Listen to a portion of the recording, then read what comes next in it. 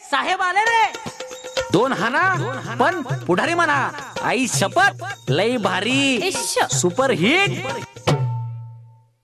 नमस्कार मंडळी, तुम्ही बघता तुमचा लाडका सुपरहिट कार्यक्रम. तिचं नाव आहे दोन हाना पण पुढारी म्हणा. मी कोण सोशल पॉलिटिकल कॉन्ट्रोवर्शियल बोलणार आहे. एकमेव रोकठोक मराठी माणूस नाव काय माझं पुढारी पाटील म्हणतात. मला हिंमत असेल तर आढळून दाखवा. मंडळी, हा रोड जर तुम्ही बघितला, पुणे शहरातल्या हडपसर जवळच्या गोसावी वस्तीमध्ये मी आलोय. कसा घोडा लागलाय बघा, आणि लोक कशात राहतात बघा. असे आहेत कधी नेते राहणार नाहीत, असे आहेत कुठला अधिकारी राहणार नाही. आणि हा जो समाज आहे, या समाजाला एक वेगळं पण नाव आहे.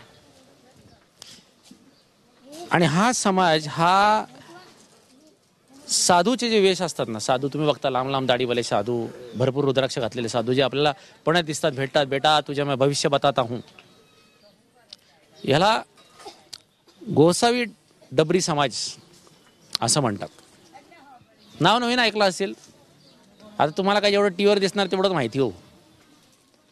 गंमत अशी आज इथं याच्याकरता आलोय की हे पत्रे तर तुम्हाला आत्ता दिसत आहेत, पण आधी ही लोक प्लॅस्टिकच्या घरामध्ये राहत होती.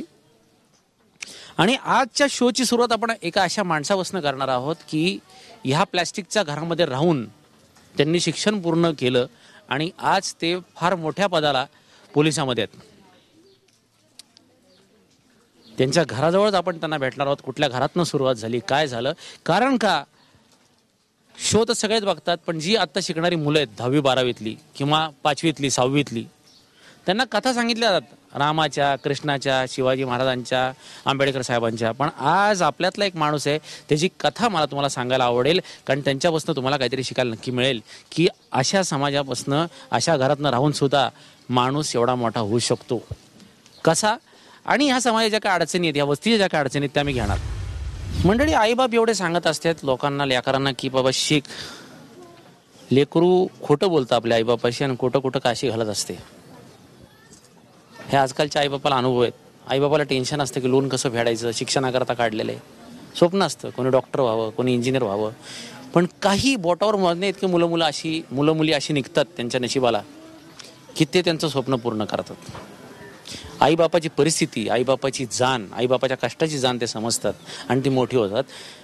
त्यातलंच एक लेकरू जे ह्या अवस्थेतनं आलं, हे त्यांचं घर. याचं पत्र्याचं आधी नव्हतं, प्लॅस्टिकमध्ये ते राहायचे, नंतर हे पत्र्याचं घर झालं.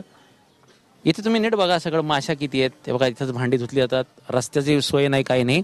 पण अशा ह्याच्यातनं एक लेकरू येतं ह्या समाजाचं, ज्याला आपण म्हणतो नाथपंथी डवरी गोसावी समाजातनं, आणि सिनियर पोलीस इन्स्पेक्टर होतात.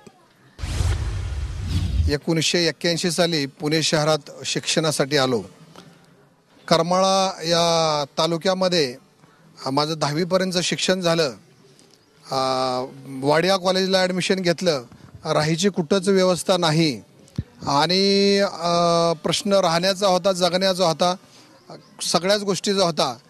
तर इथं मी, माझे वडील, आई वडील, आम्ही अफोर्ड करू शकत नव्हतो हॉस्टेलला किंवा दुसऱ्याकडं कुठं राहायचं. तर म्हणून मग इथं या वस्तीत आलो. इथं माझ्या समाजाचे जे काय तुम्ही पाहता ते सगळे माझ्या समाजाचे लोक आहेत.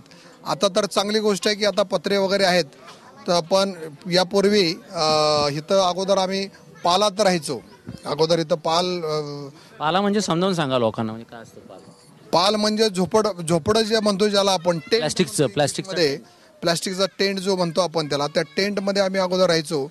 आणि तिथून शिक्षणाची सुरुवात केली. 11वी सायन्सला ॲडमिशन घेतलं. 12वी ते FYSY MSc पर्यंत मी इथून या घरातून सुरुवात झाली. मग कसं पुढे काय अनुभव आले साहेबांना?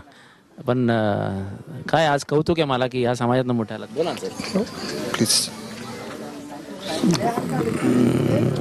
आज जेव्हा जुन्या आठवणी येतात तेव्हा माणसा डोळ्यात पाणी येतं, किती मोठा माणूस असला तरी. पण मी साहेबांना विनंती करेन की त्यांनी बोलावं. सुरुवात कशी झाली, कारण का एका पाला ज्याला म्हणतात, प्लॅस्टिकच्या घरात राहून माणूस जेव्हा मोठा होतो. आजकाल आईबाप सगळं देतात, भारी फ्लॅट देतात, बांगला देतात राहायला, तरी त्याचं लेकरू काय करत नाही. मास्तरला सांगते पैसे घ्या मला पास कर. पण या माणसाने मेहनत केली आणि म्हणून आज खास मी बाकी समाजाशी तर बोलणार आहे, पण ह्या माणसाशी मला बोलायचं आहे. कारण का महाराष्ट्राने अख्ख्या शिकावं की मोठं होणं काय असतं, समाजाला देणं म्हणजे काय असतं. मी सरांशी बोलतो. सर सॉरी, मी तुमच्या डोळ्यातून पाणी काढलं त्याबद्दल. पण काय अशी एकदम आठवण आली की सुरुवात कशी झाली आणि कसे तुम्ही हे झालात, एवढं कृपया शॉर्टमध्ये. शिक्षण मी इथं घेतलं, ह्याच लोकांमध्ये राहिलो. ह्या लोकांनी मला खूप चांगला सपोर्ट केला. जे काही शिकायचं होतं तर या वस्तीत शिकलो मी. जे आज मुलं चांगल्या ठिकाणी शिकत नाहीत, जे आपल्या चांगलं म्हणजे लाईट, आमच्यासाठी लाईट म्हणजे आम्ही चिमणीवरती अभ्यास केला. मी चिमणीवरती अभ्यास केला आहे, दिव्यावरती अभ्यास केलेला आहे. ह्या स्ट्रीट लाईटसुद्धा त्यावेळेस नव्हत्या. आणि तसा अभ्यास करून BSc पास झालो, MSc केलं. MSc नंतर UPSC MPSC परीक्षा दिल्या आणि PSIची परीक्षा दिल्या. आणि त्या PSIच्या परीक्षेमध्ये मी महाराष्ट्रात 7वा आहे त्यावेळेस. पण ह्या लोकांमुळं मी शिकू शकलो. आणि मला समाजाला हेच सांगायचं आहे की शिक्षण हेच सगळ्यात महत्त्वाचं आहे. तुम्ही शिक्षण शिकला तरच तुम्ही टिकला, या जगामध्ये राहिला, अन्यथा तुम्ही पुढं कुठं जाऊ शकणार नाही. पण तेव्हा आई वडील वगैरे सगळे तुम्ही त्या पाल्यातच राहायचे सगळे एकच, सगळं कुठं. आई वडील माझे सगळे कुटुंबीय हिथंच राहायचो. आम्ही हिथंच या लोकांमध्येच राहायचो. एखादी अशी गोष्ट तुम्हाला आठवते की ज्यावेळेस तुम्हाला ही जी प्रेरणा मिळाली सिनियर PI व्हायची, तर एखादी अशी गोष्ट की जी आई वडिलांची, असा एक किस्सा कुठला सांगू शकाल की ज्यातनं तुम्हाला प्रेरणा मिळाली की नाही मी करून दाखवणार. 1974 साली मी ज्यावेळेस गावी होतो माझ्या, त्यावेळेस आमच्याच समाजाचे एक excise sub inspector Shri Arjun Chougule म्हणून होते. तर ते आमच्या गावी त्या काळी आले होते. आणि त्यांचा एक आदर्श घेऊन असं वाटायचं की आपण पण काहीतरी फौजदार व्हायला पाहिजे, आपण काहीतरी मोठा अधिकारी व्हायला पाहिजे. आणि वडिलांनी शिक्षणाची प्रेरणा दिली आणि त्यामुळं मग हे मी शिकत गेलो आणि मग परीक्षा वगैरे देत गेलो. वाडिया कॉलेजसारख्या चांगल्या कॉलेजमध्ये मला प्रवेश मिळाला, तिथं शिक्षण मिळालं.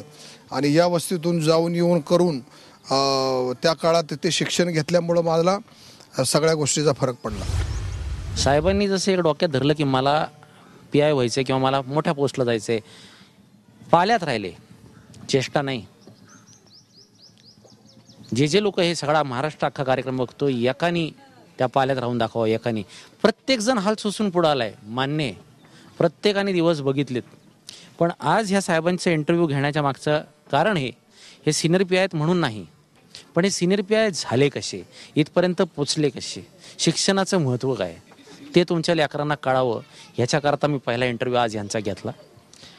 ही झाली यांची कथा. आता आपण साहेबांना थोडंसं या समाजाबद्दल विचारू. सर, आज ज्या समाजाशी मी बोलणार आहे त्या समाजाबद्दल थोडंसं मला तुम्ही थोडंसं सांगा. हा नाथपंथी डवरी गोसावी समाज आहे. या समाजामध्ये खूप अशिक्षितता आहे. यामध्ये मला असं वाटतं की जवळजवळ 5 ते 10 लाख लोकसंख्या पूर्ण महाराष्ट्रभर आहे. यांचा विकास खूप खुंटलेला आहे. यांच्यामध्ये फक्त या 5 ते 7 लाख लोकसंख्यापैकी फक्त 1001 लोक शिकलेले आहेत आणि 500 लोक नोकरीला आहेत फक्त. मला असं वाटतं की मी त्यातला पहिला सिनियर इन्स्पेक्टर असेल. माझ्यासोबत आणखी 1-2 लोक अधिकारी झालेले आहेत, PI झालेले आहेत. पण खूप कमी लोक शिकलेले आहेत आणि या लोकांना शिक्षणाची खूप गरज आहे या समाजाला. आमच्या समाजाचा मूळ व्यवसाय जो आहे हा भिक्षुकी आहे आणि गोसावी वेश धारण करून त्यावरती सगळ्या मुलांची जे आहे ते पोटाचं खळगं भरलं जातं आणि मुलांचं शिक्षण केलं जातं. दिवसभरात लोकांना भविष्य सांगून किंवा काय सांगून जे काय मिळेल त्याच्यावरतीच गुजराण चालतं. म्हणजे तरच पोट भरतं, जर नाही मिळालं त्या दिवशी पाणी पिऊन झोपायचं. मंडळी, तुम्ही बघता तुमचा लाडका सुपरहिट कार्यक्रम, ज्याचं नाव आहे 2 हाना पण पोटारी पाटील म्हणतात. मला हिंमत असेल तर अडवून दाखवा. मंडळी, काहीतरी शिका ह्या माणसाकडनं. लोक लय मागची उदाहरणं देतात. ह्याला म्हणतात रिअल हिरो. आणि असं रिअल हिरो जर तुमचा मुलगा, तुमची मुलगी तुम्हाला बनवायचं असेल किंवा जे मुलं मुली हा शो बघतात त्यांना जर बनायचं असेल तर घासल्याशिवाय काय नाही आयुष्यात. स्वतः कसल्याशिवाय शेताची किंमत कळत नाही आणि स्वतः ह्या पदावर आल्याशिवाय केलेल्या अभ्यासाची आणि आपल्या आयुष्याची आणि आपल्या आईबापाची किंमत कधीही कळत नाही. या ब्रेक घेऊन या, मग बाकीच्या समाजाशी बोलू आपण. साहेब आले रे. 2 हाना पण पुढारी म्हणा. आई शपथ लई भारी सुपर हिट.